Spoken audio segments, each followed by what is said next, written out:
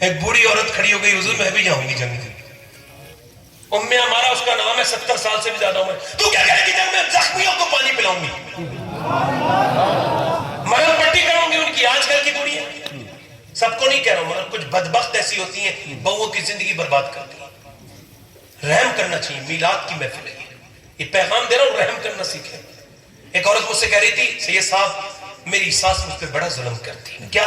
کہنے لگا میرا باپ تو مر چکا ہے اور میری ساس مجھے تانے دیتی ہے, تو کچھ نہیں لے کے آئی اور تو کچھ بھی نہیں لے کے آئی. کہتی میرا دل ٹوٹتا ہے, کہاں جاؤں, باپ میں مر چکا ہے, بھائی مجھے منہ لگاتے نہیں, کہاں جاؤں, میرا شوہر مجھے مارتا ہے, پٹتی ہوں وہی رہتی ہوں. وہ کہتا بھاگ اپنے گھر, نہیں آتی. کیوں؟ کہے کہ کس کے پاس جاؤں, باپ قرضہ لے کے انتقال کر گیا, 2 بہنیں پہلے بیٹھی ہیں, آؤں گی تو بچے بھی برباد ہو جائیں گے اور میں بھی برباد ہو جاؤں گی. پٹتی ہوں وہیں رہتی ہوں, کسی سے نہیں کہتی. اپنی بہنوں گھر جایا کرو, بیٹیوں گھر جایا کرو. میں بتا رہا ہوں تمہیں, جس کے گھر بھائی نہیں جاتے نا بہنوں کے گھر, وہ بہنیں کمزور ہو جاتی ہیں. جایا کرو, بیٹیوں گھر جایا کرو. 18-19 سال اپنی بہنوں کا خیال رکھتے ہو, بھول جاتے ہو شادی کرنے کے بعد. بہنوں سے دعائیں لیا کرو. میلاد منایا, اگر بہن مانی بھی نہیں ہے تو میلاد والا رسول راضی نہیں ہوگا. میں تمہیں صحیح بتا رہا ہوں. کبھی اپنی بہن کو کچھ تحفہ دے کے دیکھ, بہن سے پیار کرو. حضور کی بھی ایک بہن تھی, نام تھا شیمہ. کہتی تھی حلیمہ سے, اماں میں اپنے بھائی کے بغیر نہیں جاؤں گی بکریاں چرانے. کہیں نہ لے کے جائے گی تو ان کا خیال رکھے گی یا بکری دیکھے گی؟ امی آپ کو یہی تو نہیں پتا ہے, ان کے بغیر جاتی ہوں نا تو پورے دن دھوپ رہتی ہے سر پہ. اچھا, پورے دن مجھے پریشان ہوتی ہے, کوئی بکری ادھر بھاگتی ہے, کوئی ادھر کوئی ادھر, اور جب واپس آتی ہوں تو اکٹھی نہیں ہوتی بکریاں. کہا پھر؟ کہ جب اپنے بھائی کو لے کے جاتی ہوں تو پورے دن ایک بار بھی سورج نہیں آتا اوپر. کا کیوں؟ کہ میں گود میں جھیلے رہتی ہوں اپنے بھائی کو, اوپر سایہ بادل کرتا ہوا رہتا ہے, اور کوئی بکری ادھر ادھر نہیں بھاگتی. ساری بکریاں جو ہے نا وہ پھر میرے بھائی کو دیکھتی رہتی ہیں, ادھر بھی ہٹتی نہیں بکریاں. اور پھر امی جان بات یہ, پھر واپس آتی ہے تو دیکھتی بھی نہیں پلٹ کے, ساری بکریاں پیچھے پیچھے خود ہی حضور کے آ جاتی ہیں. اور شام کے وقت میں اپنے حضور کو چہرہ حضور کا سرما لگا کے لے کے جاتی تھی. ساری بچیوں کے بعد کہتی تھی, وہ کہتی تھی ہمارا بیٹا دیکھو, ہمارا بھائی دیکھو, ہمارا بھائی. سب سے آخر میں شیمہ کہتی تھی میرا بھائی دیکھنا. تو ساری لڑکیاں کہتی تھی تیرا بھائی تو سب کا سردار معلوم ہوتا ہے. ماشاءاللہ. تو ایسے کر کے دعا کرتی تھی, اللہ وہ دن آئے. آج بہن بھائی کا رشتہ کتنا کمزور ہو گیا, بہن بھائی کا رشتہ.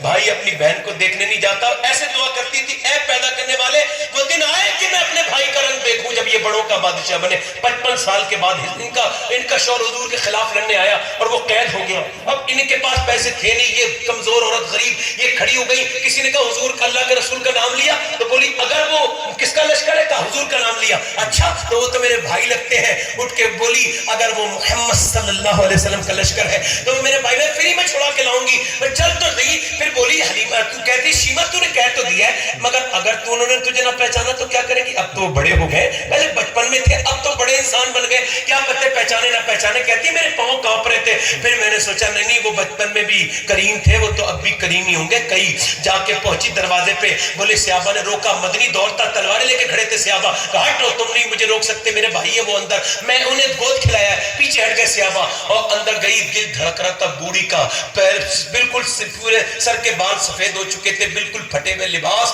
اللہ کے رسول کی بارگاہ میں کہتی اس کا دل دھڑکتا ہوا جا رہا ہے آگے آگے, اور جا کے پہنچی. کیا پتا پہچانے نہ پہچانے. جیسی حضور نے دیکھا, میرے حضور اٹھ کے کھڑے ہوئے, فرمایا تیرا نام شیمہ ہے, تو حلیمہ کی بیٹی ہے؟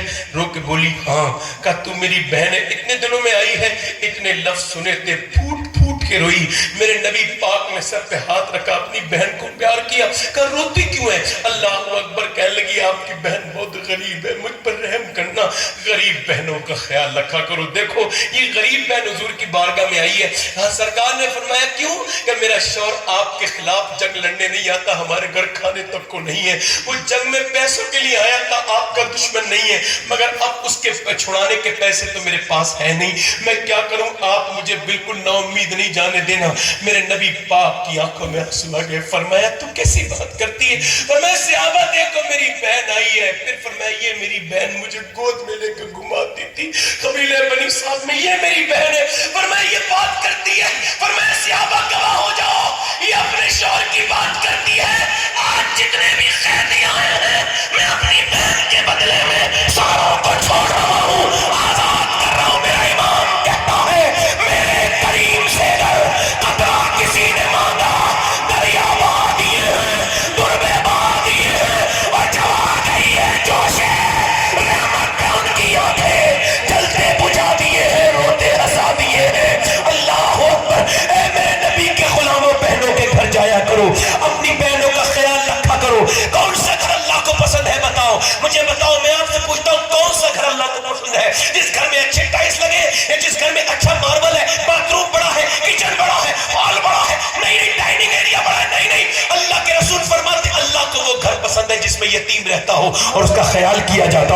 اس سے محبت کی جاتی ہو. اور یار سنو تو میری بات, وہ ام عمارہ 70 سال کی گئی تو حضور پر اٹیک ہو گیا جنگ میں. جب اٹیک ہوا تو صحابہ کرام نے دیکھا کہ یہ بھی اپنی تلوار لے کے بوڑھی کھڑی ہو گئی. یہ سوچتی تھی کہ نبی پاک نے اسے دیکھا تو یہ کہنے لگی حضور میں کمزور ہوں, بوڑھی ہوں, مگر جان دے دوں گی, آپ کی طرف کسی کو نہیں آنے دوں گی. اب سنو, کافر ہوتے ہیں بزدل, اسی کی طرف حملہ کیا, اس نے ایک کو قتل کیا, دوسرا آیا دوسرے کو قتل کیا. اب 70 سال سے زیادہ عمر کی عورت 7 قتل کیے, 7 بھگدڑ مچ گئی کافروں میں, بھاگو. کہا کیوں؟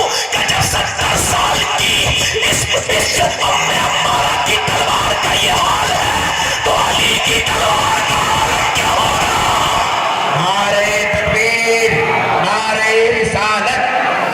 ماشاءاللہ ماشاءاللہ ماشاءاللہ, لاجواب حضرت, زندہ باد. قصر باقی نہ رکھی بزم مکان جگمگانے میں, قصر باقی نہ رکھی بزم مکان جگمگانے میں, عرب میں چاند نکلا چاندنی پہلی زمانے میں. بہت اچھا.